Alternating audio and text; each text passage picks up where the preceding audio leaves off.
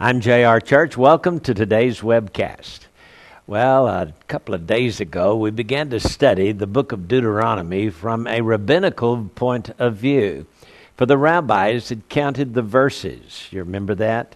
They counted the verses beginning with Genesis 1:1.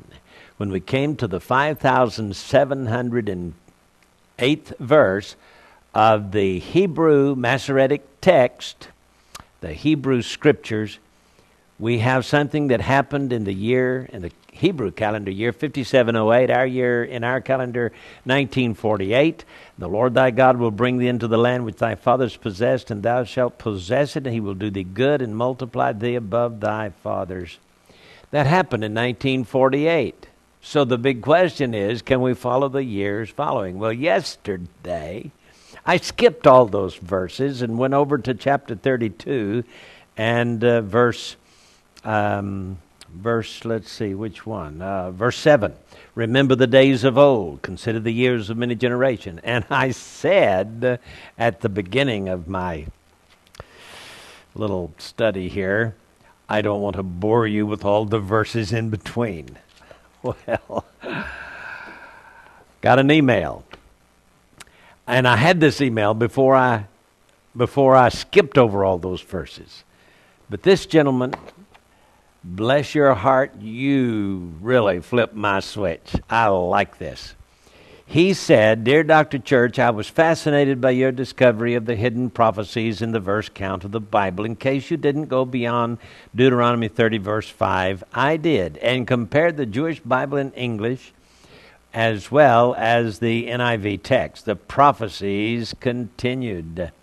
And I want to share with you what he wrote to me. At least we'll get started, and we'll continue this for a few days. I want to drag it out just sort of so you can salivate a little bit, you know. Deuteronomy 31, verse 4, the 5727th verse, that would be the year 1967. Remember the Six-Day War? This is what it says, And the Lord will do unto them as he did to Sihon and Og, the kings of the Amorites, and unto their land whom he destroyed. That's an excellent point here that you said seems to fit Israel's victory over their enemies in the 1967 war. Isn't that amazing? Now, you got to understand that these verses don't have to say exactly, this is going to happen in 1967, or that this happened to Egypt and to this country and that country. No, it just says Og and Sihon. Well, if you remember where Og and Sihon lived, they lived in Jordan and Syria, okay, and Lebanon. And so this happens to be the main front of the war at that time. So it really fits nicely. Then he comes to Deuteronomy 31:28, which would be for our year 1991. And this is what it says. Assemble unto me all the elders of your tribes and your officers, that I may speak these words in their ears and call heaven and earth to witness against them. But if you recall, 1991, Israel was involved in peace negotiations that ultimately led to the Oslo Accord in 1993. Listen to what happened in 1991. And by the way, since Moses says, I want to call heaven and earth against you, evidently God was not pleased with Israel going its own way and making peace with the Palestinians, with Yasser Arafat. You remember the famous handshake in 1993 between Yitzhak Rabin and Yasser Arafat, with good old Bill Clinton standing between them. Well, in 1991, we had the perfect storm. This one was during George Bush's term, President George H.W. Bush, the Papa. And so it comes just as President George Bush is opening the Madrid conference to consider land for peace in Israel's Middle East row. The perfect storm develops in the North Atlantic, creating the largest waves ever recorded in that region. The storm travels 1,000 miles from east to west instead of the normal west to east pattern, and crashes into the New England coast. 35-foot waves crash into the Kennebunkport home of President Bush. And Our writer here says God showed his displeasure with the peace process. Boy, he sure did, didn't he? That's amazing. Let me see here. The name of our dear friend is Lorenzo, and I want to thank you for sending this email. So we have the perfect storm in 1991. Just as Moses called heaven and earth to testify or to witness the, shall we say, the waywardness of Israel's leadership. Then we come to Deuteronomy 31:29, 1992, and it says, "For I know that after my death ye will in any wise deal corruptly, and turn aside from the way which I have commanded you, and evil will befall you in the end of days, because ye will do that which is evil in the sight of the Lord, to provoke him through the works of your hands." So Moses prophesied, says Lorenzo, that Israel would turn their back on God in the end days and would be punished for it. Israel relied on itself to negotiate a peace treaty by giving away land given to them by God instead of trusting God who would protect them. Again, God showed his displeasure with the peace process. So August 23rd, 1992, Hurricane Andrew slammed into Florida.